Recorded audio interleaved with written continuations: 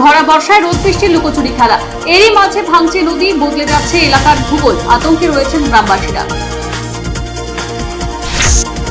আষাঢ়ের এই সময়ে সনাতন সংস্কৃতির অন্যতম আদিম এবং গভীর এক উদযাপন অম্বুবাচী। মদনমোহন বাড়িতেও থাকা রয়েছে দেবীদের মূর্তি।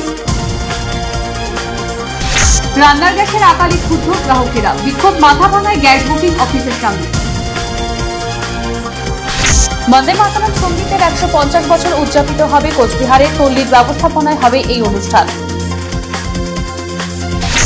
রাজ্যের প্রাক্তন মন্ত্রী উদয়ন গুহকে 5 দিনের জেল হেফাজতের নির্দেশ দিল দিনহাটা আদালত। বুধবার আদালত চত্বরে তাকে লক্ষ্য করে চোর স্লোগান ওঠে। পঞ্জিকা মতে তিথি অনুযায়ী কোচবিহার মদনমোহন বাড়িতে পূজিত হলেন গঙ্গা দেবী। বুধবার ছিল এই বিশেষ পুজো। মাথাভাঙায় আন্দোলনের পথে নামল বুথ লেভেল অফিসাররা। মহকুমা শাসককে দেওয়া হলো স্মারকপত্র।